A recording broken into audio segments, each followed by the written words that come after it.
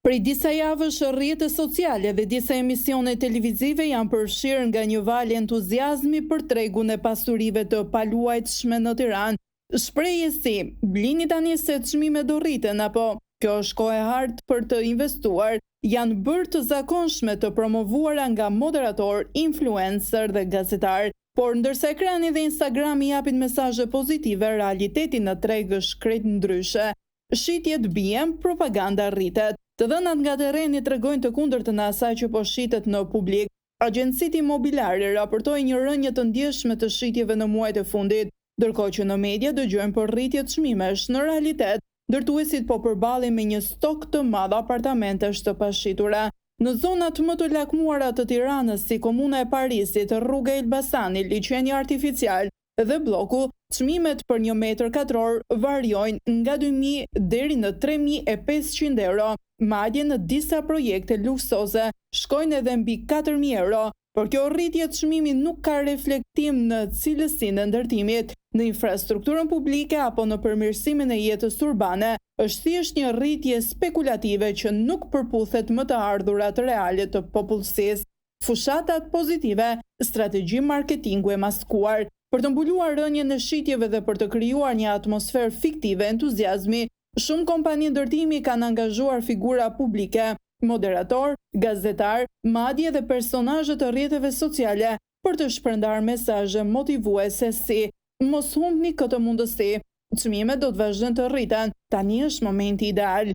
Shpesh këto postime nuk deklarohen si të sponsorizuara dhe krijojnë një iluzion se burimi i mesazhit është i pavarur dhe i besueshëm. Në fakt, ato janë pjesë të një fushate të mirë orkestruar që synon të nxjisë frikën e humbjes së rastit.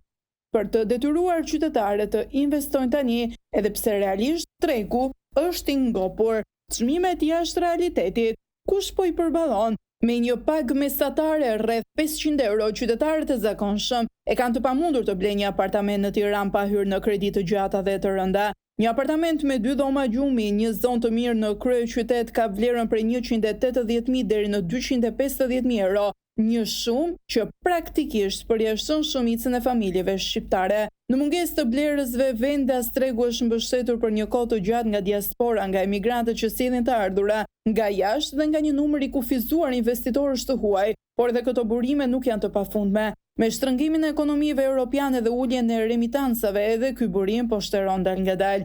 Analistët paralajmërojnë se Tirana po përjeton fazën klasike të një tregu të ngopur, ndërtime pa ndalesë, stok të lartë banesash të pashitura, ulje të kërkesës dhe çmime që vazhdojnë të ngjiten pa bazë reale, rënje fuqisë blerëse dhe mungesa e politikave të qëndrueshme urbanistike kanë bërë që ky treg të jetë gjithnjë i pambështetshëm.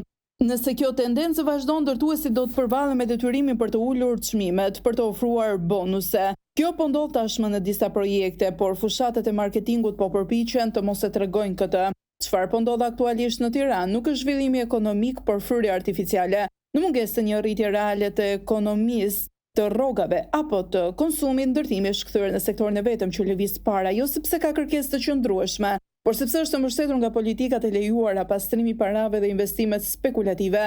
Në vend që të orientohet nga nevojat reale të qytetarëve si strehim social, banesat për çiftet e reja apo infrastruktura urbane, Tirana po ndërton për një treg fiktiv, ku çmimet nuk i përcakton kërkesa, por dëshira përfitimi të çdo zhvilluesi. Në fund, qytetarët duhet të kuptojnë një gjë të thjeshtë: tregu nuk është ajo që u thon në Instagram. Tregu është ajo që ndodh me shifrat, dhe kur këto të fundit flasin për rënje të shitjeve, për stok të pashitur dhe për pamundësi blerje, është koha të ndalemi dhe të mendojmë: a jemi duke parë një bum apo jemi duke përjetuar qetësinë para një krize më të madhe?